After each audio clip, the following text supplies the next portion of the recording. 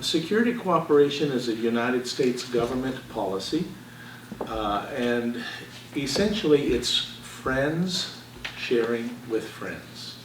In a simple concept, it's friends sharing with friends.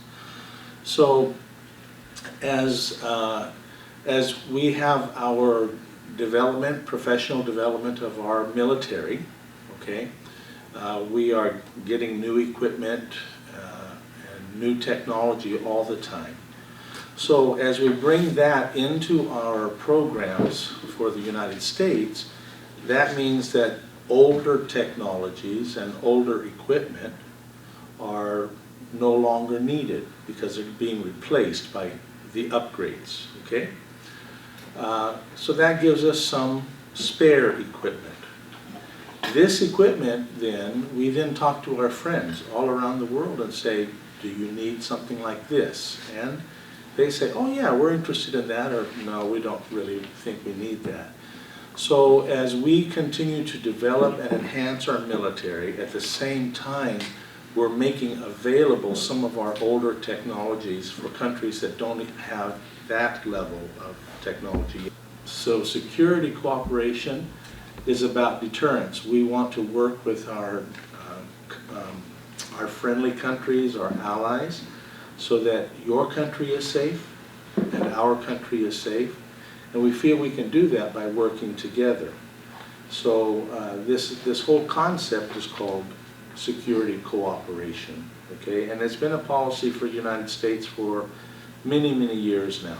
Probably, well, the English school we have here helping students learn English started way back in the 1940s. So it's been around for a while. Now, what happens is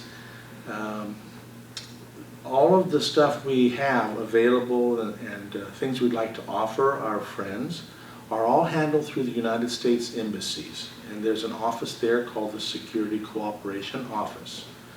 So the U.S. government gives the duty of security cooperation to the Department of State for us.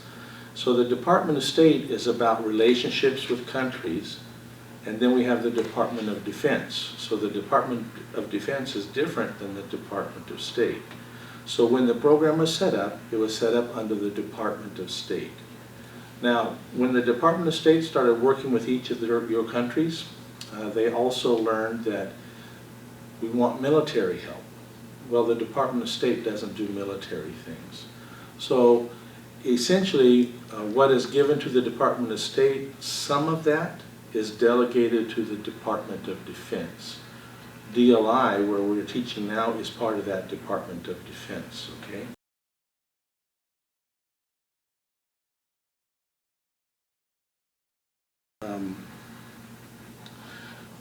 At the U.S. Embassy is a military officer assigned to an office called a Security Cooperation Office.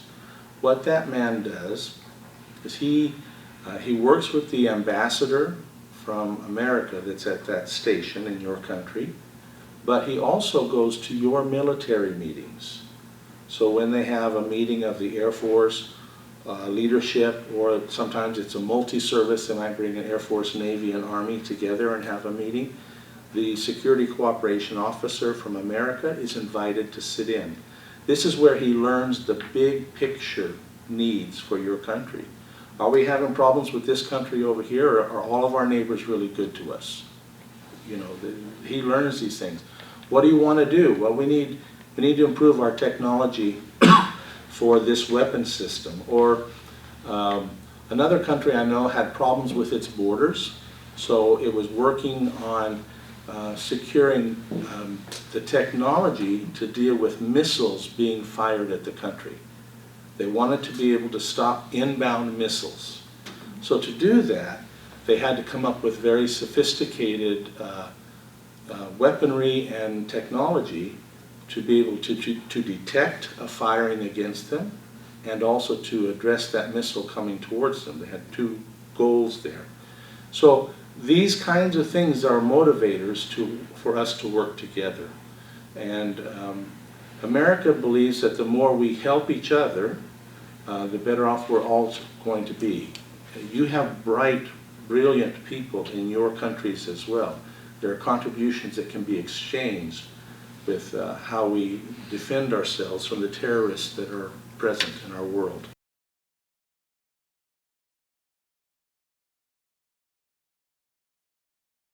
Let's go back to the ship thing. We need 450 men from Saudi Arabia to come for training, okay?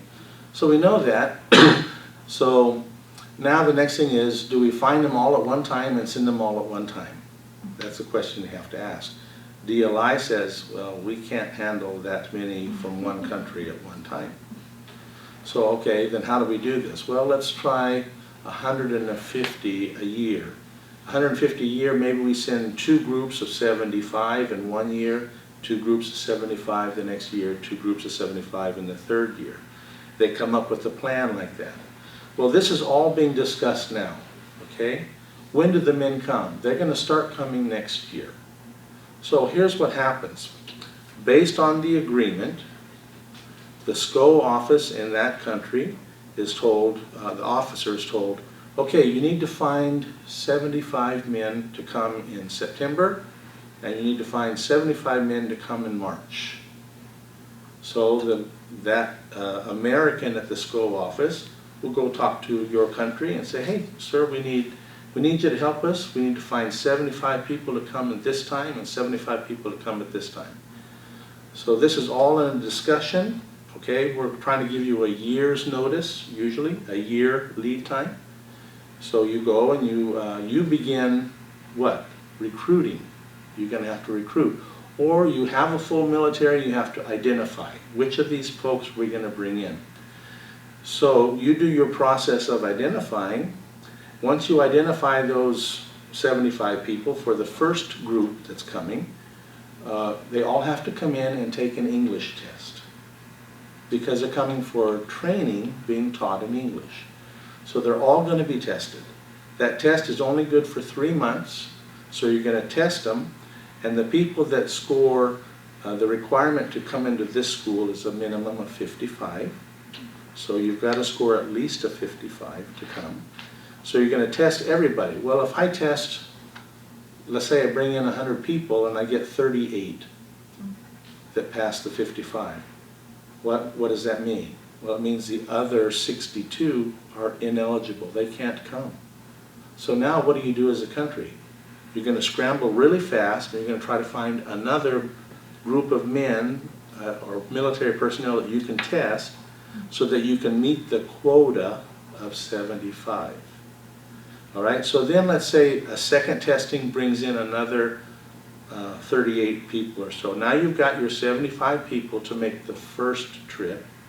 All those people have to get physicals, they've got to get clearances from their military, they've got to get clearances from the American system to come here. And then for this as a Navy example, the Navy training program for America has to create all these training lines to say, DLI, we're going to send 75 to you. And then when these 75 finish with their requirement, okay, so now we're going to send so many for this training, so many for that training, so many for that. And they create what we call a training pipeline. It starts with English, and then it goes on to the training that they need. You know, if I'm a cook, I'll be trained in cooking. If I'm I don't know much about the Navy, a radar specialist, then I'm going to go to the radar school. Okay, so they'll come in for English, they'll go on to that training, and then they'll return to their country. And when they get assembled, 150 folks, that's when they hope the first ship is ready. So there's a lot of timing and planning. So this starts now, then this happens, then this happens, then this happens, and it's this big, long pipeline. And then you have to do it all over again, because we talked about 6 groups of 75. It's a lot of work. In addition to that, there are common things that always happen. We always get one colonel from most every country to come to advanced training in leadership. And one's going to go to the Army College, one's going to go to the Navy College, one's going to go to the Air Force College. So each year, your military is identifying 3 or 4 people who are going to come to America for senior training. That doesn't change. Every year you're doing that. You're getting the Navy in addition to doing those 4 slots. So there are things that are always happening for your country, and then there are these projects where you're bringing and developing folks.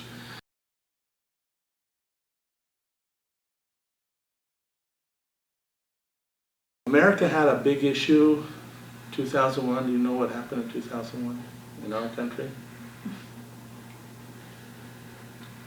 9/11? Yeah, 9/11. Okay, so that was when the planes were flown into the buildings, right? And that created it was a severe, tremendous tragedy for our country. And it changed a lot of things. And one of the things that changed is something called Leahy vetting. One of the senators from that time said, we need to make sure we're not bringing terrorists into our country protected by coming here for training. So now, every individual who comes to America has to go through a checklist system with the terrorism networks. Okay? There's a terrorism network maintained by the Department of State for America. But several countries have their own. We also work with, what's the one for Europe, all of Europe? I'm at a loss. Not Interpol. Interpol. Interpol has its list, okay, for Europe. And several countries have their own list. So let's say you pick John Smith to come from your country. Well, we're going to check John Smith against the American list. We're going to check John Smith against the European list. We're going to check you're going to check John Smith in your own country to make sure that he's not on your own list of suspected or questioned personnel. Maybe they're involved in terrorism some way.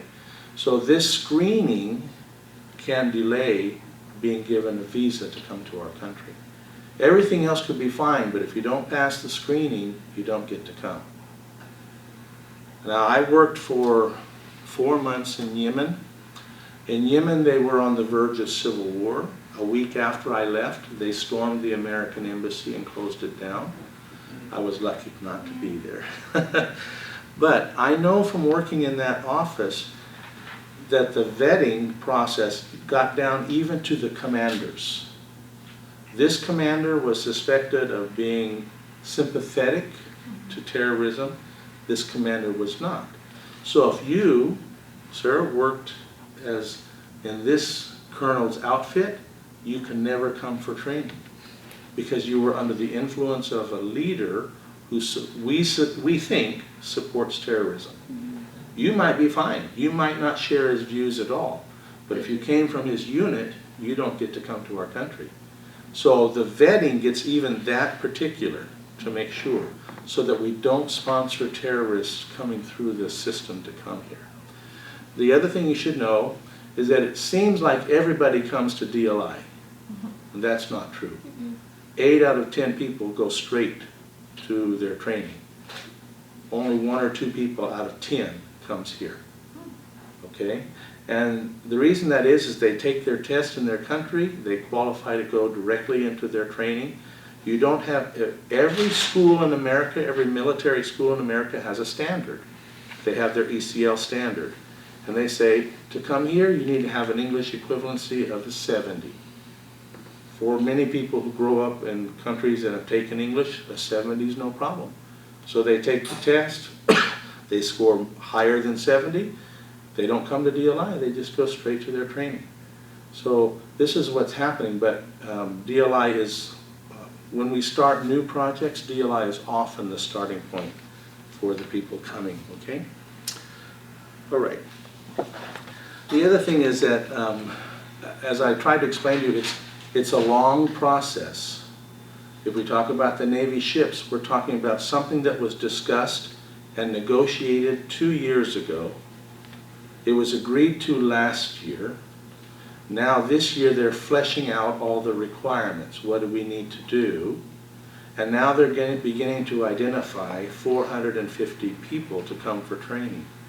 So by the time you get in your unit a notice from your commander, we're sending you to America for training. You're leaving in October. Well, this has been in the works for a long time, a minimum of 2 years.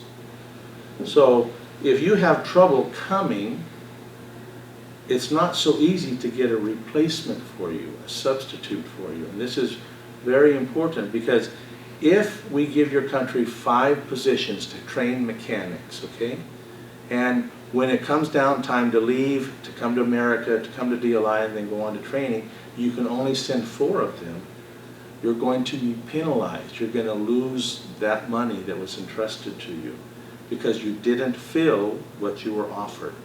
There are timelines. You can say, I can't do it. I can only send 4. If you say that early enough, there's no penalty.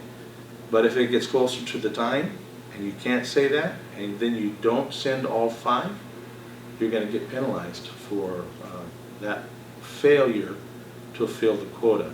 Just as Mr. Henderson was talking about when I walked in the room, the minimum number of students in the class is supposed to be 6. Okay, but we had a distinguished visitor we anticipated. He didn't make it.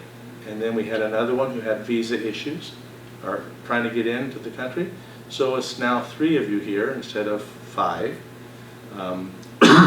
But we're happy to make the presentation. Okay? So that's really what I want to talk about. That's the big picture of security cooperation.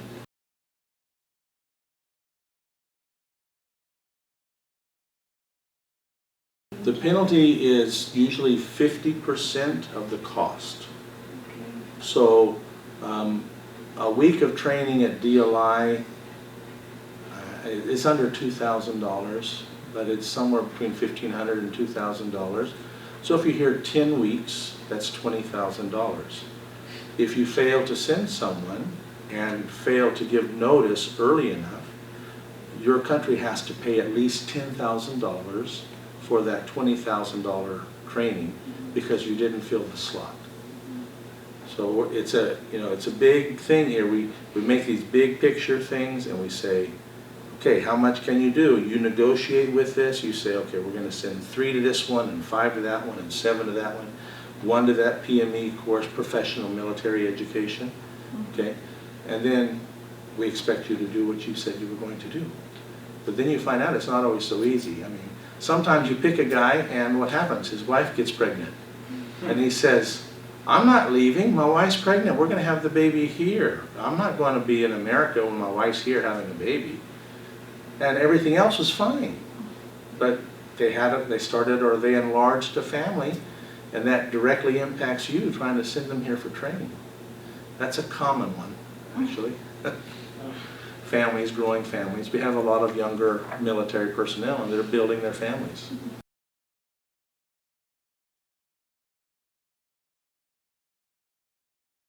It's free to you, but I said that we call it in English, one of our sayings, that there's strings attached, okay? Meaning you can't just spend it any way you want. Yeah. It's not like I give you $100, you can go to the store and get what you want. I say, here's $100, but you got to buy from my store. Yeah, but what do you win? Yeah. So what do you gain? What do you gain? Yeah. Okay. What do you gain? You're giving me money to buy from you, so you're just pretty much giving it to me for free. Yes. Because you're getting money and you're giving me something. See, but here's what America's thinking is: the more I help you, and the more you see me as a friend, the better we're going to have a future together. There's going to come a time when I might need your help. Maybe I need to fly a plane to that country, but I need a stopping point, and I need to stop in your country to refuel. If we have a good relationship, you can say, yes, we'll let you fly your airplane into our country, we'll let you refuel in our country, and you can continue on your journey. Or maybe we'll negotiate to have a base in your country. That Americans have a lot of bases overseas. That's a possibility. But we think we think that giving away our money for free, as you're saying, giving away our money for free is a positive way to build relationships. So you can say, you know, I've got 3 captains, they really need to be trained, but our country doesn't really offer those kinds of schools. You know, an officer in our country, he goes to the university, he finishes the university, and after that, there's nothing more for him. But if we let him go to training in America, well, he's also going to be with people from this country and that country, and he sees a big picture of a lot of people who are willing to work together to solve worldwide issues. Sometimes it's specific to your country, but often it's not. NATO exists to combine forces to address issues that are for the whole region. And you may say, if I'm from Turkey, but the problem is up in Finland, close to Russia, I may not see the benefit to me. But if I am part of the team, I'm going to help. I'm going to help NATO now because maybe in 10 years, it's Russia breathing down Turkey's neck, you know, and so Turkey needs the help. So we build these partnerships across all the years and all the time, and we think that, you know, instead of spending all of our money on weapons, we're spending money on relationships. And we're saying, we want to help you, we will help professionalize your military, we will help equip your military. These are things that are valuable to us, and we hope that you see the value in that. Okay, and so we are building this large network.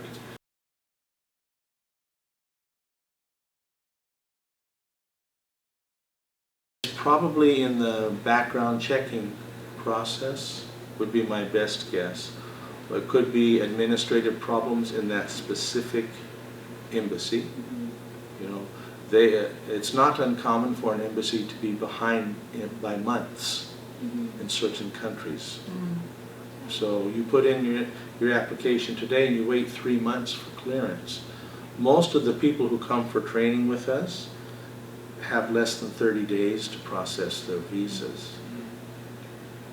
They're doing all kinds of other preparations. Like I said, there's a lot of medical clearances, government clearances from your own governments. And then you go to the embassy and you're saying, I'm applying, I have an invitation. That's what you have, an invitational travel orders, ITOs. You have an invitation to come for training. You show, that's from the military, the Department of Defense.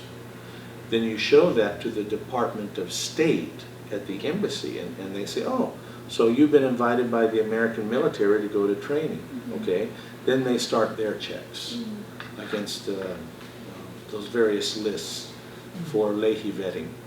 And so if they're 3 months behind and you've only got 30 days, you're not going to get clearance in time.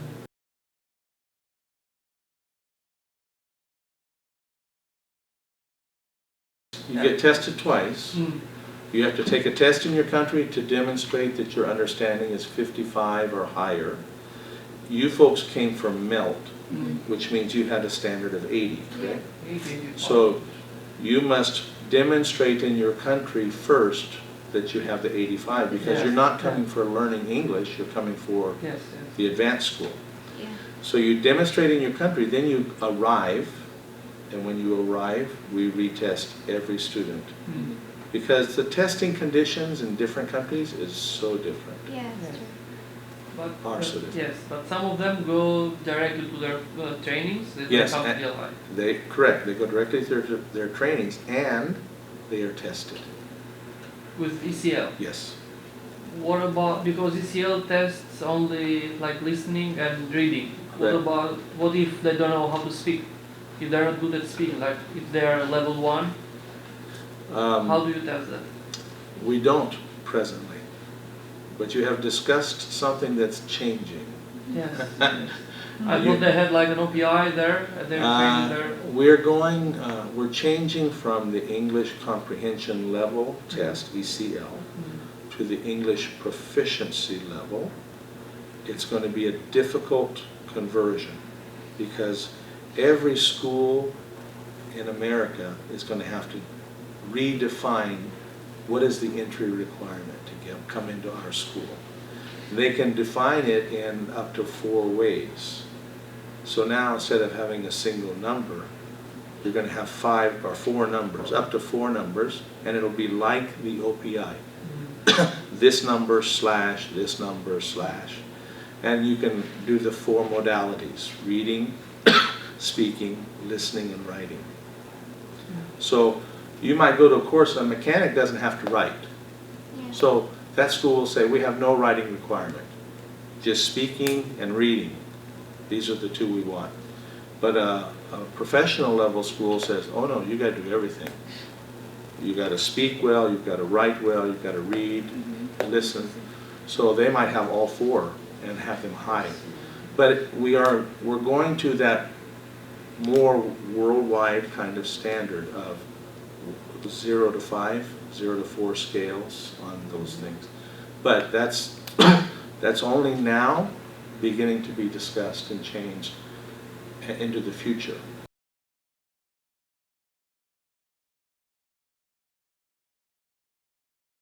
You have a foreign military who, for one reason or another, needs to identify people with English skills. Are the countries sufficiently aware of the need to have people constantly in a pipeline of learning English at one level or another, let's say cadets or who knows what, when these opportunities open? Because you're not going to be able to fulfill a slot in 30 days if someone's English is non-existent. Correct. Does this question make sense? Yes, this is a mission of the overseas program managers. When they go, we have country managers stay here at the school. That's the team that I work with. Before, I worked in the overseas. The overseas program managers make trips to your countries. And we're discussing with you all the time, do you have English schools? What are you trying to accomplish with the English schools? Are you getting people for your own needs? Are you trying to get people to America for training?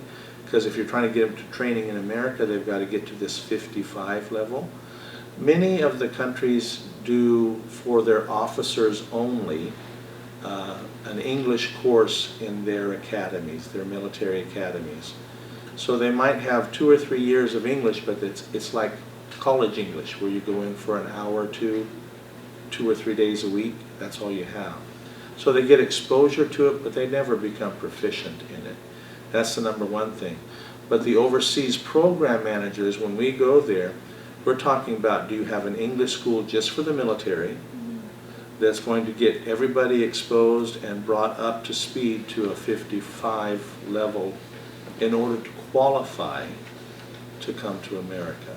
So that conversation is going on every time an overseas manager goes to the country. And so we're looking at their deficiencies and we're making recommendations on how to improve the schools. Because you're here for MELT, Managing English Language Training. So we would be coming and speaking to folks like you and say, how are you doing this? How many people do you bring in every year in your schools? How do you know, how are you testing their proficiency growth?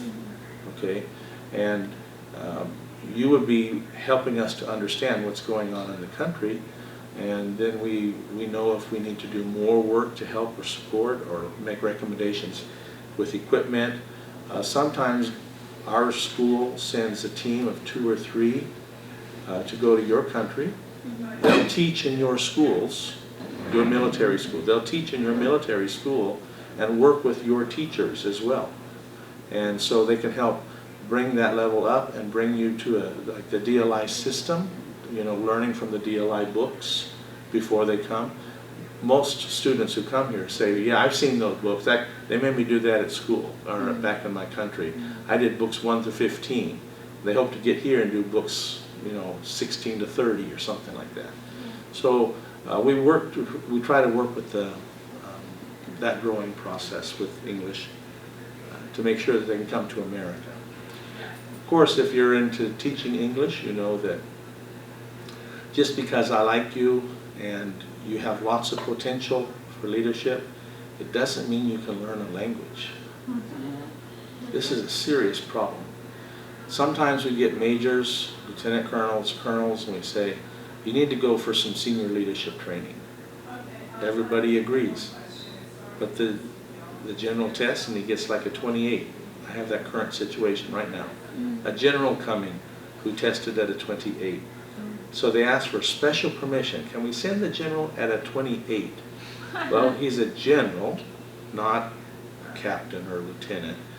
And because he's got seniority in his country, we're trying to accommodate this. But we don't teach classes for students at a 28 level, which means it's essentially almost a one-on-one class, which is very expensive to do for folks, one teacher, one student.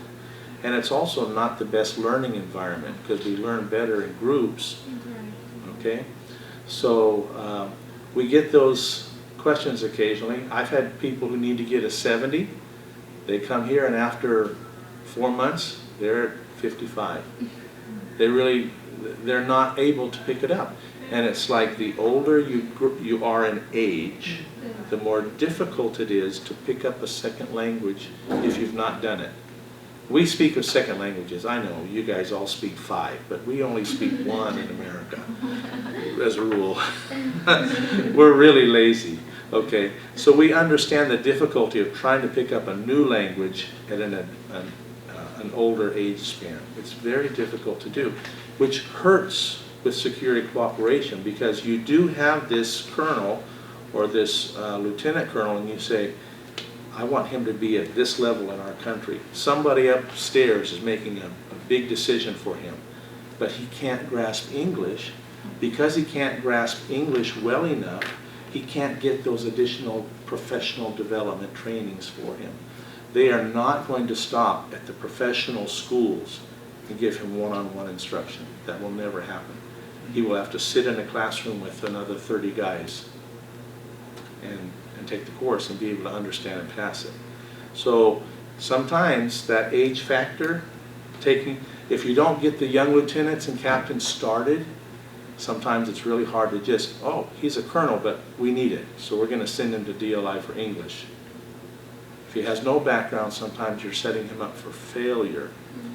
And one of the burdens we bear at our school, we know that for several, especially the officers, when officers fail to achieve their ECL requirements, because they're only given X number of months to do it, when they fail and they go back home, sometimes that's the kibosh on their careers. They just flow into nothingness or they get out of the military because they weren't able to do what was required to be promoted and to advance. That's a burden we carry because we don't want that kind of failure on anybody's record. But all we can do is try our best to teach them. You know? But you can't always help everyone to be successful in learning a language.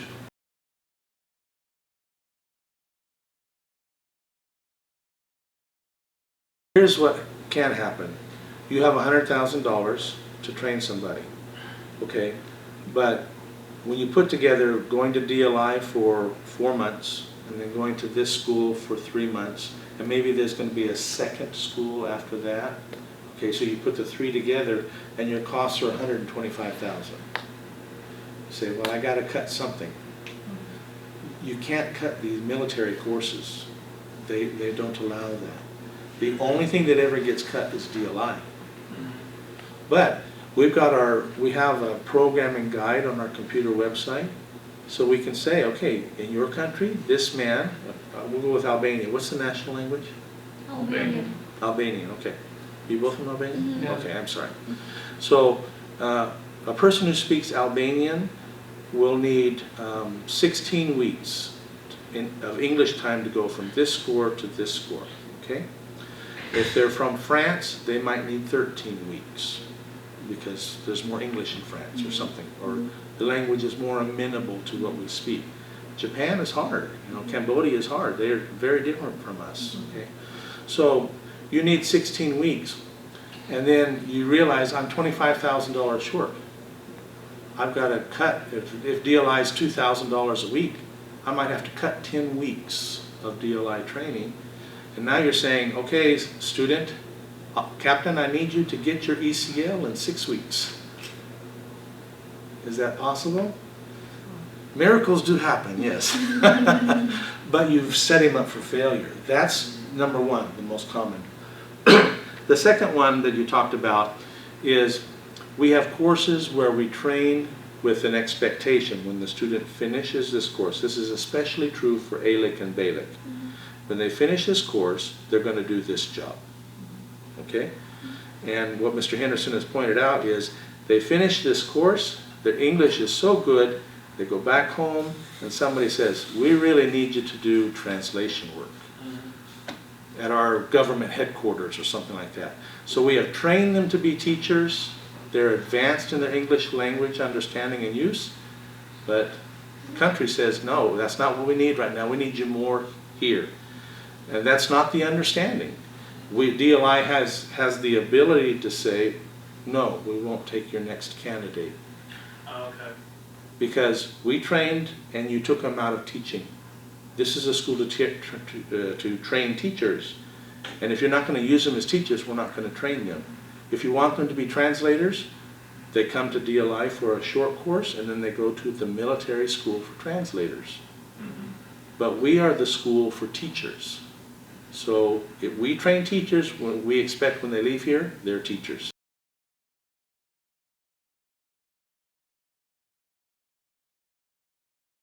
Understanding the big picture, you know, what we're trying to do here, our new commander has a new slogan. And his slogan is, coalitions start here. And we're all trying to remember this because, you know, he'll jump up and shout, coalitions, and then everybody's supposed to shout out, start here. But the idea is that DLI is bringing together people from all over the world, and even people that don't get along well, peoples that don't get along well. We do have Israelis coming with Jordanians and Syrians, you know, things like that. They can get kind of dicey, but they don't. As a rule, they don't. Because one-on-one, as individuals, we find that we have much more in common. Okay? So we're trying to help everyone leave here, and certainly people come to DLI multiple times. Even teachers, they come for BALIC, then they return for ALIC, and then they get to your level and they might be in the management system and being allowed to come to MELT. So they come multiple times to build multiple relationships with people from all around the world. And we think that in times of trouble, these relationships help solve the problems. But it requires an investment today. We may not see the fruit of it for years. But if you have a real good relationship with this one officer from the country that's now having problems with you, you might be able to still speak to him because you remember going to school with him at DLI and things are okay with you two at DLI. Call that back channel work, but sometimes that works a lot.